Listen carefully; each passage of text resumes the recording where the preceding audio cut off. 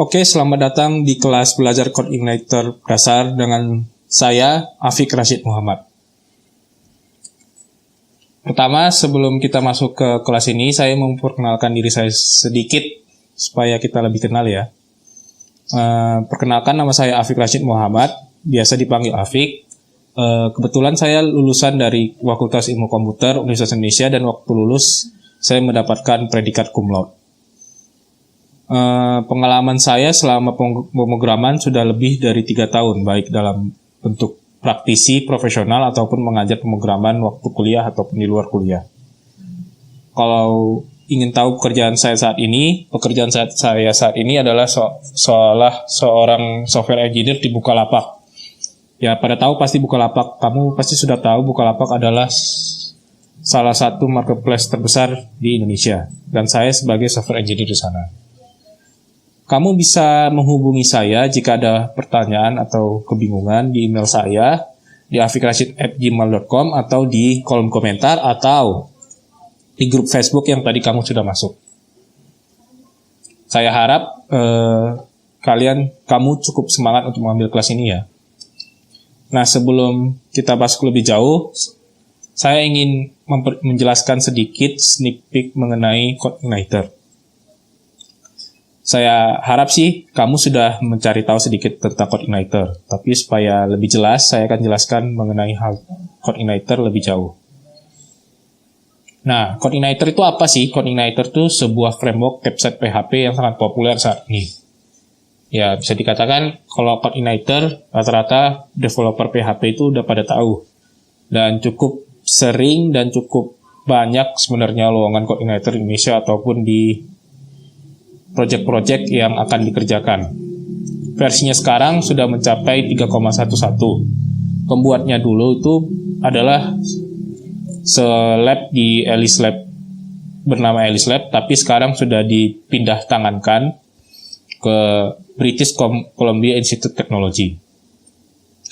Nah, kamu pasti bertanya-tanya nih, kalau misalnya baru bekerja tanpa framework, pasti ada kebingungan di pemikiran kamu, apa sih sebenarnya framework? Nah, framework ini seperti yang bisa dikatakan ada saya ambil dari Instagram Petani Kode. Jadi framework itu sebenarnya dapat memudahkan pengerjaan kita. Jadi banyak sebenarnya hal-hal yang kalau kita ngoding atau program tanpa framework itu jauh lebih tidak manual, lebih banyak otomatis dan library yang bisa kita gunakan. Contohnya seperti query itu yang biasanya kita harus pakai SQL panjang tanpa framework, tapi kalau pakai framework kita bisa mempersingkatnya dengan cepat.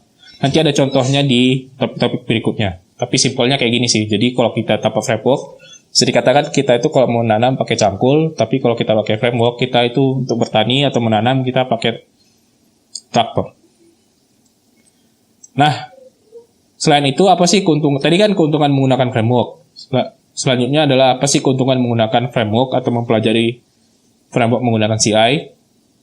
Nah, keuntungan yang paling pertama sebenarnya kenapa kita menggunakan CI, karena CI itu framework yang sangat berukuran kecil. Jadi sangat light lah, sangat ringan, sangat kecil.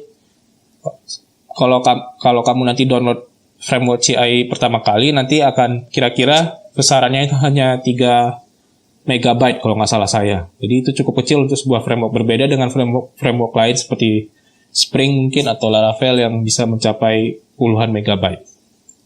Bahkan untuk ukuran pertama kali project. Yang kedua, walaupun ukurannya cukup kecil, sebenarnya keamanannya juga cukup baik. Banyak hal yang sudah di-include di dalamnya seperti SQL injection sudah di-handle, XSS dan lain sebagainya. Yang ketiga, framework CI merupakan framework yang sangat simpel dan mudah dipelajari. Nah, kalau kamu merupakan salah satu developer yang beginner dan baru belajar PHP dan ingin mempelajari framework pertama kali, saya sangat menyarankan kamu belajar Codeigniter. Karena mudah dipelajari dan sintaksnya juga cukup simpel.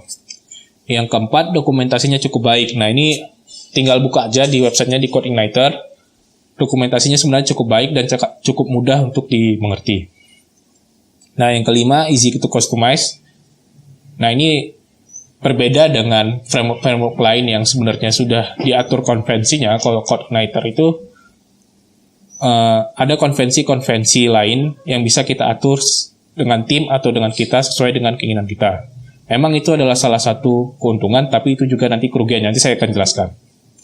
Nah, habis itu yang terakhir yang tadi sudah saya jelaskan bahwa developer CI itu saat ini mulai sangat dicari lah. Bukan banyak dicari sih, tapi lumayan dicari di Indonesia. Karena banyak, kalau nggak salah saya pernah di interview di PLN, itu juga pakainya coordinator. Cukup banyak sih. Project-project di luar biasa mintanya pakai coordinator. Nah, itu dari banyak keuntungannya. Sebenarnya kerugian coordinator itu apa sih? Yang pertama, library-nya kurang. Nah, walaupun banyak sudah diatur di coordinator, tapi kalau untuk misalnya tuh hal-hal yang lebih advance, itu kadang-kadang kita harus ngoding sendiri. Nggak ada include library dari komunitas atau bahkan coordinator tersebut telah membuatnya. Jadi, bisa dikatakan library-nya kurang banyak lah untuk sebuah framework. Yang kedua, tadi karena lebih mudah di-customize, jadi kan banyak konvensi struktur folder dan penamaannya tidak ada.